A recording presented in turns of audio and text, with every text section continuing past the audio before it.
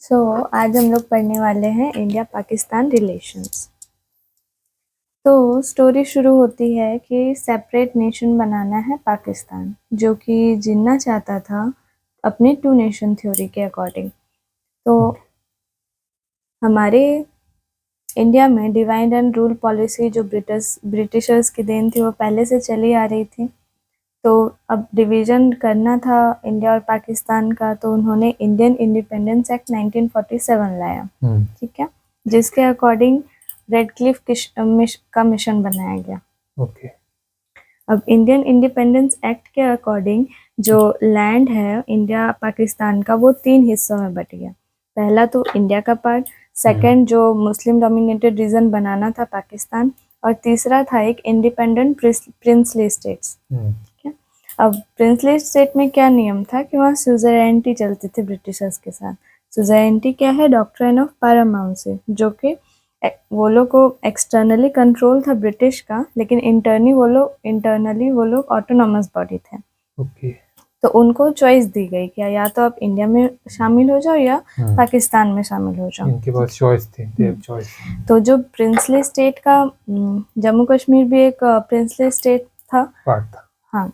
तो कश्मीर के राजा थे हरि सिंह। तो उन्होंने कहा कि हम इंडिपेंडेंट रहना चाहते हैं, ना हम पाकिस्तान में जाएंगे ना हम इंडिया में जाएंगे। ठीक है।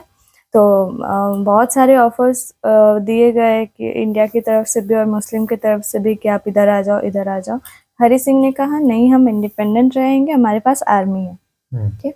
अब हरि सिंह ने जब ज़्यादा हो गया तो हरि सिंह ने एक एग्रीमेंट साइन किया, स्टैंड स्टिल एग्रीमेंट, जो कि 12 अगस्त 1947 को। ठीक है। उसमें जिन्ना ने पहले साइन कर दिया ताकि वो इम्प्रेस होके मे बी उनसे ज्वाइन कर ले। उसके बाद जस्ट 12 दिन बाद ही जिन्ना ने हरि सिंह को धमकी दे दी, या तो तुम हमें ज्वाइन कर लो एल्स देख लेना। ठीक है। तब जिन्ना ने शुरू कर दिया क्या? ऑपरेशन गुलमर्ग, जिसमें ऑलरेडी उन्हें कश्मीर में दंगे करवाने के लिए 20 लश्कर्स जो कि ट्राइबल मिलिटेंट्स थे, 1000 पुश्तीन ट्राइब्समैन जो कि जम्मू कश्मीर क्रॉस करके आए थे 22 अक्टूबर 1947 को थ्रू पश्तून ट्राइब्समैन। हाँ, ओके। थ्रू मुजफ्फराबाद। तो मुजफ्फराबाद में ही एक वेल कंस्ट्रक्टेड रोड था उस टाइम पे, तो उसी रास्ते से वो लोग कश्मीर एंटर किए।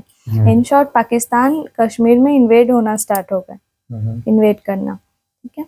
तो वीपी मेनन जो उस टाइम के सरदार पटेल के राइट हैंड थे, उन्होंने हरि सिंह को कहा कि तुम यहाँ से भाग जाओ, सिचुएशन गड़बड़ है। तो वो हरि सिंह चले गए दिल्ली।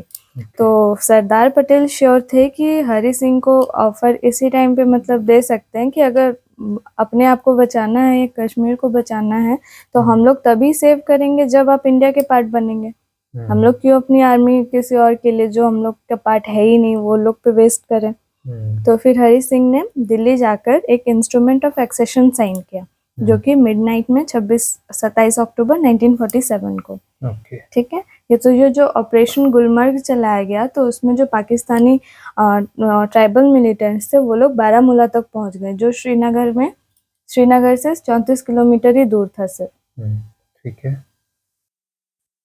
अब दिक्कत क्या थी कि श्रीनगर में जो एकमात्र एयरफील्ड था वो बारामूला से सिर्फ 50 किलोमीटर की दूरी पर था। तो अगर वो कैप्चर हो जाता तो श्रीनगर और कश्मीर हाथ से गया था। ठीक है। तो उनको ठीक।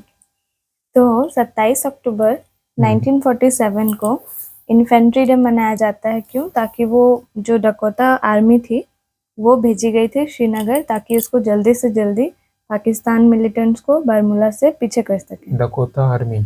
हाँ। ये कौन सी आर्मी? जो श्रीनगर में पोस्टेड है शायद। ओके।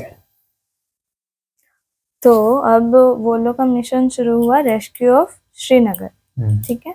तो जो कि ये जो ऑपरेशन गुलमर्ग हुआ, ये फर्स्ट कश्मीर वॉर माना जाता है। ठीक है। तो ये लोग जब शुरू किए वो लोग को पीछे ये करना, तो बहुत सारे पॉइंट्स जो हाईएस्ट पीक्स है जो वो लोग कैप्चर किए हुए थे, वो लोग को कैप्चर करते गए, वापस रिकैप्चर।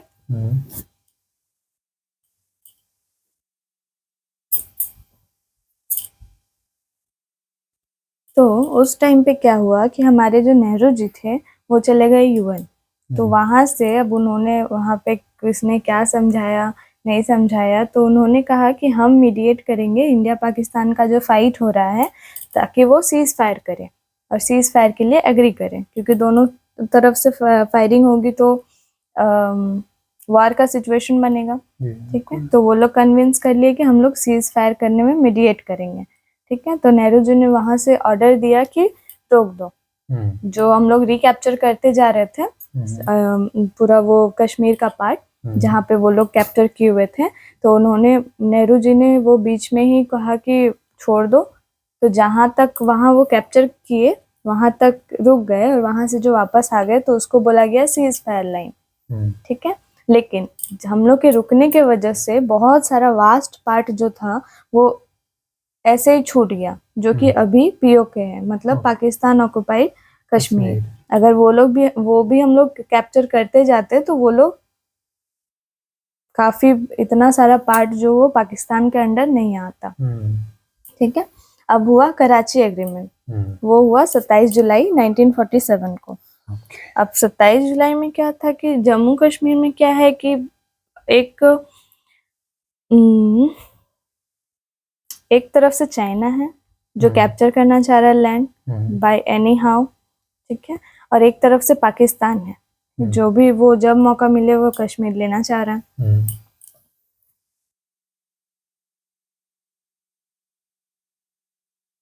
तो 2 मार्च 1963 को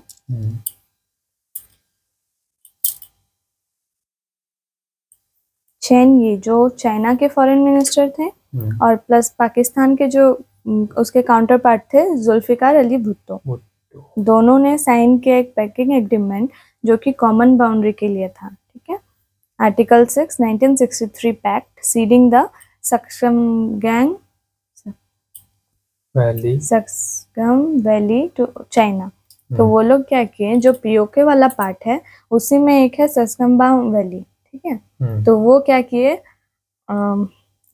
चाइना को दे दिए, मतलब कि है इंडिया का, क्लेम किया पाकिस्तान, कैप्चर किया और उसको चाइना को दे दिया एज अ गिफ्ट।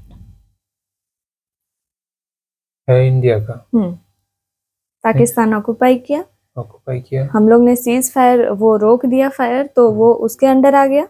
हम तो फिर उसी में से जो एक सस्कम वैली है वो चाइना को दे दिया।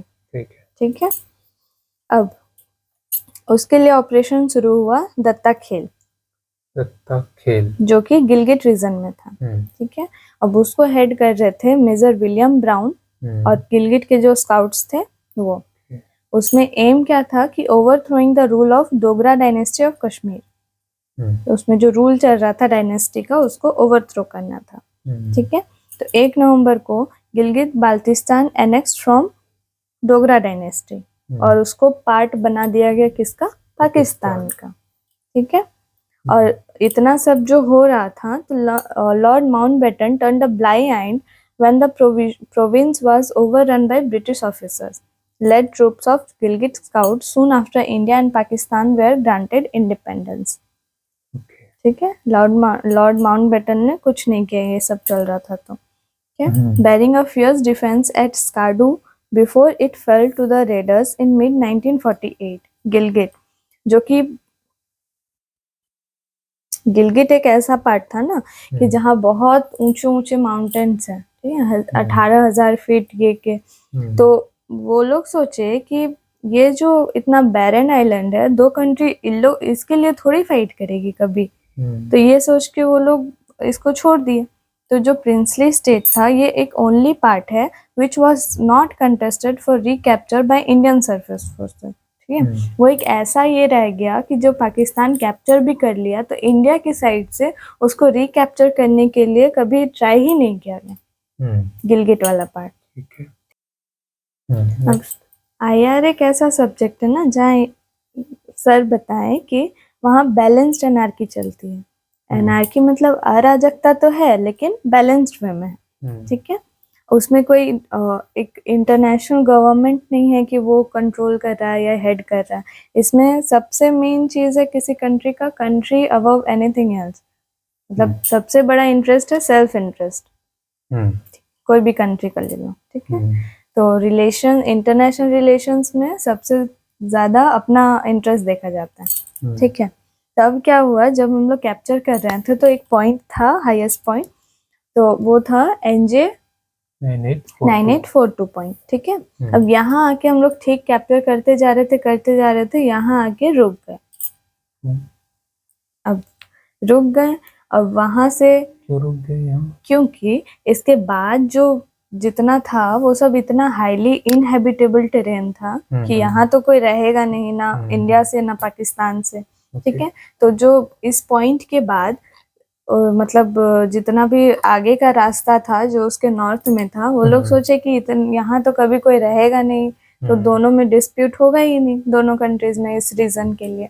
लेकिन इसीलिए उसको डेमोक्रेट नहीं किया गया, और उसके बाद लिख दिया गया कि पॉइंट NJ 9842 के बाद thence north to the glaciers, उसके ऊपर पूरे ग्लेशियर्स थे, तो उसको मेंशन ना करके कि कहाँ तक रीजन है, उसको बोल दिया गया thence north to the glacier. तो अब ये जो लाइन लिखा गया वो क्या हो गया, ओपन टू इंटरप्रिटेशन हो गया।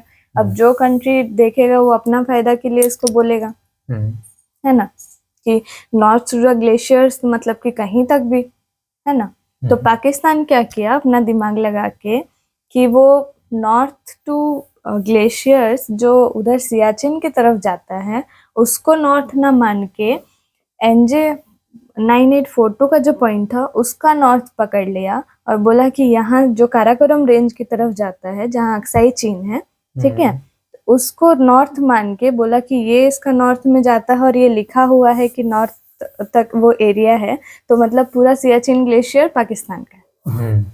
तो ये इंटरप्रिटेशन ही अलग हो गया पूरा। नॉर्थ उसको बोला था दूसरे जगह, वो इस पॉइंट का नॉर्थ लेके बोला कि पूरा सियाचिन ग्लेशियर पाकिस्तान का है, इंडिया का नहीं, ठीक है। ठीक है। अब सियाचिन जिसका एक लिटरल मीनिंग होता है रोज गार्डन, लेकिन ये एक इसका स्ट्रेटेजिक लोकेशन ऐसा है कि ये बन गया वर्ल्ड्स हाईएस्ट बैटलफील्ड, और जहाँ तीनों ओर से इसको न्यूक्लियर पावर घेरे हुए, एक साइड चाइना है, एक साइड इंडिया है, एक साइड पाकिस्तान है। और सियाचिन रीजन बहुत इंपॉर्टेंट था, अगर हम लोग इसको छोड़ देते तो पाकिस्तान के पास चला जाता। और सियाचिन का स्ट्रेटेजिक लोकेशन ऐसा है कि हाँ हाइट पे है, तो उसको कैप्चर मतलब अलग अलग पॉइंट्स को देखने के लिए, नजर रखने के लिए वो बहुत ही अच्छा लोकेशन है। वो अगर पाकिस्तान या चाइना के पास चला जाए तो इंडिया के लिए वो बहुत खतरे की बात था, ठीक है। अब हम लोग उधर ध्यान ही नहीं दिया सियाचिन ग्लेशियर का, ठीक है। वो इंटरप्रिटेशन अपना कर लिया कि इसके नॉर्थ जाना है, ये एरिया हम लोग का है, ठीक है, और इंडिया उधर ध्यान ही नहीं दे रहा था। तो अब जो US यूज करता है और चाइना यूज करता है कार्टोग्राफिक एग्रेशन, ठीक है। कार्टोग्राफी मतलब मैप होता है, ठीक है। तो वो लोग चाइना इंडिया का अक्साई चीन कैसे लिया, फैब्रिकेट करके, रिकॉर्ड्स फैब्रिकेट करके कि नहीं ये तो हम लोग का है, हम लोग का है, कर करके इंडिया का लैंड ले रहा है, ठीक है। चाहे इधर जम्मू कश्मीर का देख ले या असम का देख ले, वो फैब्रिकेट करके, ठीक है। तो यही पाकिस्तान भी स्ट्रेटजी यूज किया, और US उस टाइम उसका दोस्त था। तो US ने क्या किया कि इंटरनेशनल मैप में सियाचिन को पाकिस्तान का पार्ट दिखाने लगा, ठीक है, बिना कोई रिकॉर्ड का, बिना ये का दिखाने लगा कि ये तो पाकिस्तान का है, ठीक है। अब उसको दिखाना शुरू कर दिया, तो जो भी माउंटेनियर ट्रैक्स थे जो जाते थे अलग अलग माउंटेन पे ट्रैक करने के लिए, अब वो लोग तो जानने लगे क्या कि वो पाकिस्तान का है, तो वो लोग क्या किया, पाकिस्तान से वीजा लेने लगे वहां जाने के लिए, ठीक है इंडिया का, और इंडिया को कोई खबर नहीं, ठीक है। तब एक सियाचिन ग्लेशियर हम लोग बचा पाए क्योंकि एक थे कर्नल नरेंद्र बुली कुमार, ठीक है, कर्नल नरेंद्र बुली कुमार, जो कि एक हाई एल्टीट्यूड वॉरफेयर स्कूल के चीफ थे। उनको इन्फॉर्मेशन मिला कि पाकिस्तान फ्रीक्वेंट एक्सपेडिशन करने लगा है ग्लेशियर, सियाचिन ग्लेशियर पे, और ऐसा ऐसा है कि US उसको इंटरनेशनल मैप में पाकिस्तान का दिखाना शुरू कर दिया है, प्लस जो भी माउंटेनियर चाहते हैं वो पाकिस्तान से वीजा लेते हैं, ये सब को उसको इन्फॉर्मेशन मिला उनको, ठीक है। और ये भी पता चला कि फ्रीक्वेंट एक्सपेडिशन हो रहा है ग्लेशियर में to reinforce their claim on the area, ठीक है। और जो कि पाकिस्तानी गवर्नमेंट का परमिट से, ठीक है। तो उनको तो लगा कि ये बहुत मतलब गलत चीज हो रहा है, ऐसे तो एरिया वो उनके कंट्रोल में चला जाएगा, ठीक है। तो वो बोले कि it's time to take act fast, तो वो निकल पड़े एक्सपेडिशन टू सियाचिन के लिए। अब मेन है कि इंडिया से कोई सियाचिन गया नहीं था, तो उसमें ज्योग्राफिकल लोकेशन के लिए कोऑर्डिनेट्स चाहिए होते हैं कि कहाँ से कहाँ तक है, तो वो तो कुछ था नहीं। तो वो गए उनके अपने और दोस्तों लोग के साथ। तो 13 अप्रैल 1984 को कुमाऊं रेजिमेंट में इंडिया अटैक कर दिया, ठीक है। अटैक कर दिया, उस ऑपरेशन को नाम दिया गया ऑपरेशन मेघदूत। सियाचिन ग्लेशियर का जो बचाने का एरिया बचाने का जो ऑपरेशन था उसको बोला गया ऑपरेशन मेघदूत, ठीक है। और इंडिया सियाचिन को कैप्चर कर लिया, अपने अंडर ले लिया, ठीक है। अब बाद में वो सूत्रों से पता चला कि अगर हम लोग और 7 दिन अगर डिले करते हैं, या तो उनको नहीं पता चलता या फिर वो फास्ट एक्ट नहीं करते, तो 7 दिन बाद यही काम ट्रूप ले जाके, अपना रेजिमेंट ले जाके पाकिस्तान वहां कैप्चर करने वाला था। हम लोग 7 दिन से, वो किस्मत था कि 7 दिन पहले हम लोग कर लिए, नहीं तो वो अभी पाकिस्तान का रहता, ठीक है। अब इतना हम लोग, सियाचिन ग्लेशियर तो डाउन पे है, ठीक है। और एक हिल है जो 85 डिग्री एलिवेशन पे था, उसका नाम है सोनम पोस्ट। अच्छा, वो जो खड़ी दीवार पाकिस्तान है पूरा। कैप्चर करता उस ऑपरेशन का नाम था ऑपरेशन अबाबिल, हम्म, वही ऑपरेशन का, हम्म, ठीक है, जो वो कैप्चर करने वाला था। वो हम लोग को कैसे पता चला कि वो यूएस का जो एक होता है यूनिफॉर्म वगैरह हाई एल्टीट्यूड के लिए जो वारफेयर में यूज करते हैं, वो जिस यहाँ से लेने गए थे, तो वो उसके मुंह से गलती से निकला कि अरे आप लोग भी वारफेयर का तैयारी कर रहे हैं, same dress, same equipment, same, ये तो पाकिस्तान भी लेके जा रहा है। तब वो लोग को पता चला कि वो लोग इस चीज का तैयारी कर रहा है, ठीक है। ठीक है। अब एक था, वो तो सियाचिन ग्लेशियर हो गया। अब उसी के आगे एक 85 डिग्री का एलिवेशन था, जो 15,000 फीट की खड़ी दीवार थी, मतलब एकदम सीधा, ठीक है, ऐसे सीधा। और यहाँ पे इंडियन, अप्रॉक्स 90 डिग्री, हाँ अप्रॉक्स 90 डिग्री, 95 डिग्री, उसका नाम था सोनम पोस्ट, ठीक है। और पहले उसको बोला जाता था कैद पोस्ट, ठीक है। कैद आजम वो लोग शायद बोलते थे जिन्ना को, पाकिस्तानी लोग, तो कैद पोस्ट नाम रखे थे। तो वो लोग तो बहुत ही श्योर थे कि इतना मतलब खड़ाई है, तो यहाँ तो वो लोग कभी कैप्चर कर ही नहीं सकते इंडिया, ठीक है। तो इसीलिए वो लोग नाम रख दिया। अब इसको कैप्चर करने के लिए, क्योंकि यहाँ पे अगर पाकिस्तानी ट्रूप रहेगी और यहाँ पे इंडियंस रहेंगे, ये तो सीधा पत्थर भी मारेंगे तो वो अटैक होगा, ठीक है। तो इसको कैप्चर करना बहुत जरूरी था, ठीक है। तो एक थे सरदार बाना सिंह, जो 3 दिन तक -50 डिग्री सेल्सियस की टेम्परेचर में 1200 फीट सियाचिन ग्लेशियर के ऊपर 3 दिन तक इस खड़ी चढ़ाई को ऊपर, जबकि तूफान वाला मौसम, टेम्परेचर सब वैसा ही था, उसमें 3 दिन तक लगातार चढ़ाई करके उसके टॉप पे पहुंचे और उस पाकिस्तानी ट्रूप को हराया और उस पे फतेह की। सरदार बाना सिंह अकेले नहीं, अपने ये के साथ, हाँ अपने ट्रूप के साथ 26 जून 1987 को। तो पहले उसको बोला जाता था कैद पोस्ट, अब उसका नाम हो गया है बाना टॉप, ठीक है। ठीक है। अब सर हम लोग को बोले कि ऑपरेशन मेघदूत, ये मेंस के लिए अगर लिखने के लिए आए तो हम लोग इस तरीके से लिख सकते हैं। Operation Meghdoot was the code name for the Indian armed forces operation to capture the Siachen glacier in northern Ladakh. Siachen has been contested between India and Pakistan, ठीक है। इंडिया और पाकिस्तान के बीच का कंटेस्टेड डिस्प्यूटेड लैंड था, ठीक है। Operation Meghdoot was code name for Indian Armed Forces operation to capture Siachen Glacier in northern Ladakh, ठीक है, ठीक है। Since the Karachi agreement of 1949, उसके बाद से जब इंडिया ध्यान देना बंद कर दिया, तो पीओके वो अपने में शामिल करने के लिए वो जो पॉइंट था NJ 9842, उसके नॉर्थ में उसका नॉर्थ वो इंटरप्रेट किया ताकि वो सियाचिन ग्लेशियर को अपने में मिला सके. ओके. ठीक है. Intelligence warned of Pakistani military action, prompting India to secure strategic heights via airlifts and airdropping supplies. मतलब कि जो बाना सिंह जी थे उनको इंटेलिजेंस इंफॉर्मेशन मिला कि पाकिस्तानी ट्रूप का वहाँ एक्टिविटीज़ फ्रिक्वेंट हो रहा है. ठीक है. प्लस यूएस ने उसको इंटरनेशनल बाउंड्रीज में दिखाना शुरू कर दिया है कि वो पाकिस्तान का पार्ट है. प्लस जो भी माउंटेनियर्स है वो लोग वीज़ा ले रहे हैं पाकिस्तान से to come to Siachen glacier. ठीक है. मतलब इन केस वो एक ऐसा इन्वायरमेंट बना देना चाह रहे थे कि वो लोग झूठ को इतना फैब्रिकेट कर करके डेली लाइफ में वो उनके फेवर में जा रहा था. तो वो एक सोचना पड़ता कि कहीं यही तो सच हाँ नहीं. यही तो सच नहीं. वो यही चाहते थे कि over the long period of time ये मतलब कि बार झूठ बार को भी इतनी बार बोलो कि वो सच लगे. यस. तो वही उन लोग का प्लान था. ठीक है. Launched on April 13, 1984. 1984 अप्रैल 13 को उन्होंने वो मिशन चालू किया. मिशन मेघदूत. ठीक है. Under the leadership of lieutenant generals Manohar Lal Chhibber and P N Hoon and major general Shiv Sharma. ठीक है. It was the first assault on the world's highest battlefield, showcasing seamless coordination between the Indian army and air force. ठीक है. सब ने इनको मिलजुल के एयरफोर्स ने भी हेल्प किया, इंडियन आर्मी ने भी हेल्प किया क्योंकि वो बहुत हाई रेंजेस हाई पीक्स की बात है. ठीक है. India gained control of the entire Siachen glacier through the operation.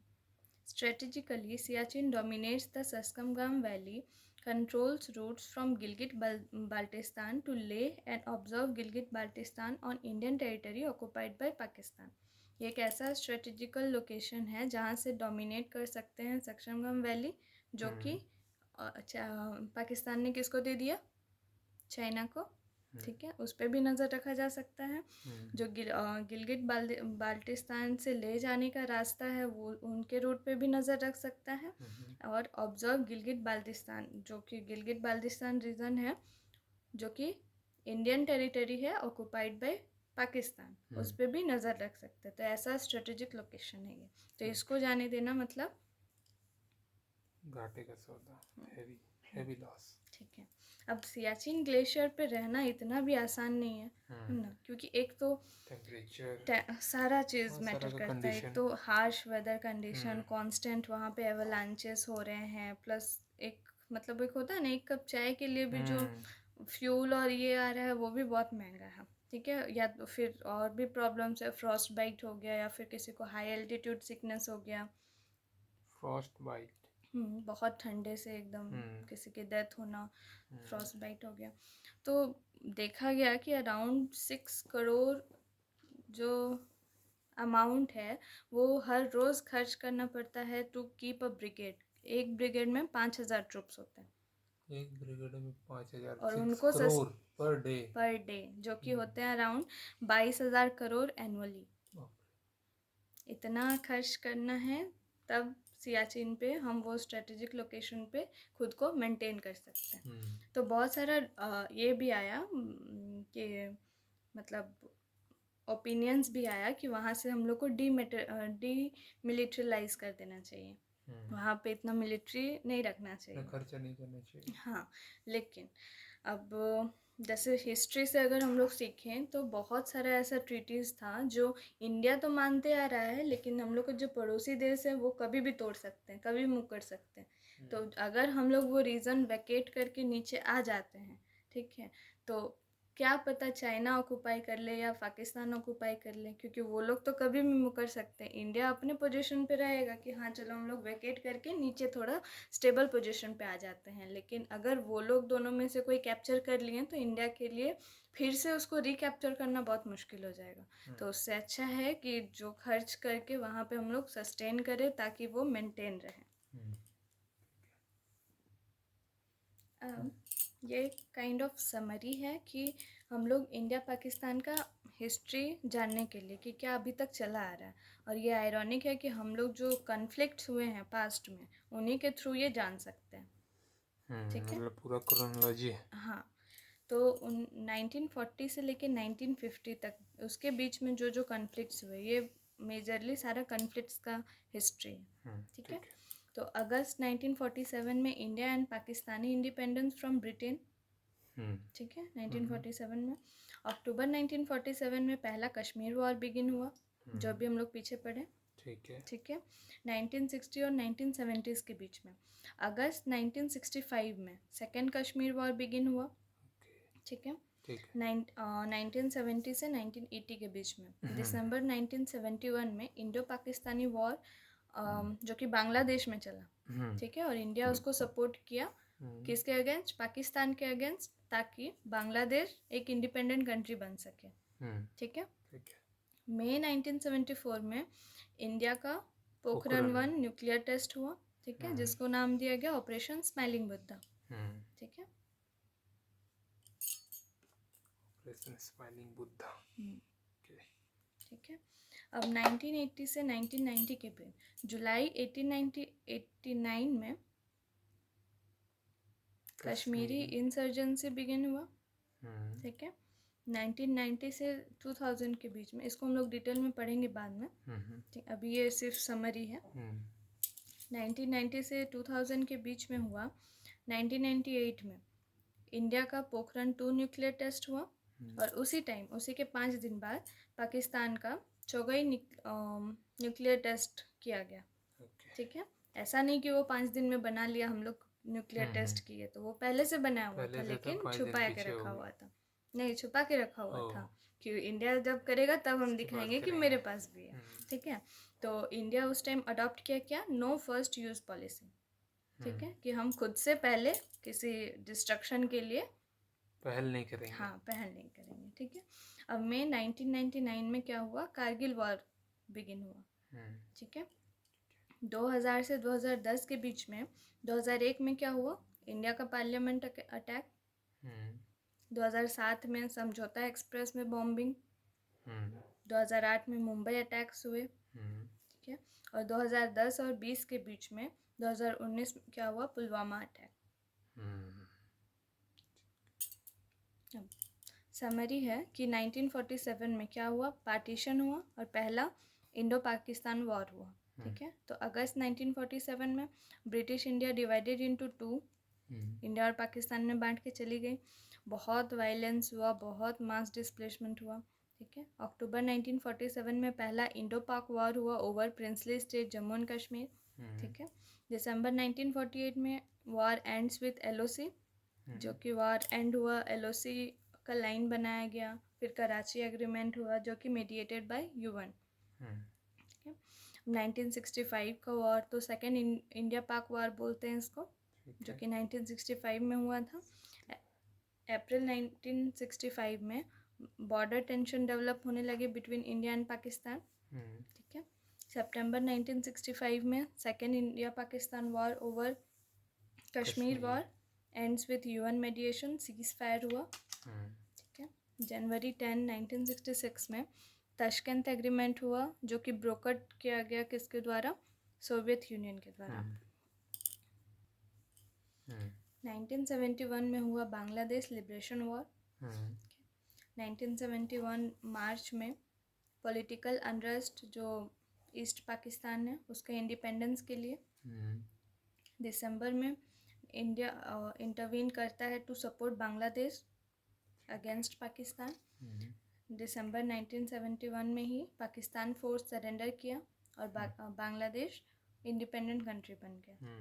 2 जुलाई 1972 को शिमला एग्रीमेंट साइन किया गया, जिसमें बायलैटरल नेगोशिएशन ऑफ पीस के बारे में नेगोशिएट किया गया, ठीक है। 1999 में हुआ कारगिल वॉर। तो मई जुलाई के टाइम पे क्या हुआ? Pak forces infiltrate Kargil limited scale conflict, ठीक है। और जुलाई 99 में क्या हुआ? India regains control of Kargil conflicts leads to significant loss of life, बहुत सारे उसमें जाने गए। तो कारगिल वॉर बेसिकली क्या था? ब्रीच ऑफ ट्रस्ट था, मतलब कि एक ट्रीटी साइन की गई थी कि एक तो समर में ठीक है वो कारगिल वाले एरिया में रहना, थोड़ा मैनेजेबल है, लेकिन ठंड के टाइम पे वहाँ रहना बहुत मुश्किल है, ठीक है। तो दोनों ने क्या मेमोरेंडम ऑफ अंडरस्टैंडिंग वो लोग क्या किए कि जब विंटर आएगा तो दोनों के ट्रूप्स, इंडियन ट्रूप्स भी पाकिस्तानी ट्रूप्स भी, थोड़ा एल्टीट्यूड में नीचे आके वहाँ सरवाइव करेंगे, ठीक है। तो उस टाइम पे क्या हुआ 1999 में, इंडिया तो अपने हिसाब से वो सारा वेकेट करके नीचे आ गई, लेकिन पाकिस्तान ने नहीं किया। पाकिस्तान ने उल्टा जो हम लोग के बंकर्स थे इंडिया के, उनको कैप्चर करना शुरू कर दिया, ठीक है। अब ये खबर मिली नीचे हम लोग को, तो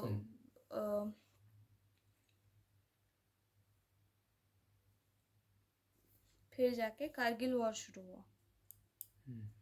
अब 2003 में सीज फायर एग्रीमेंट हुआ, नवंबर 2003 में इंडिया और पाकिस्तान एग्री किए to cease fire along LOC and international boundaries, ठीक है। It holds with occasional violation but remains vital for maintaining piece.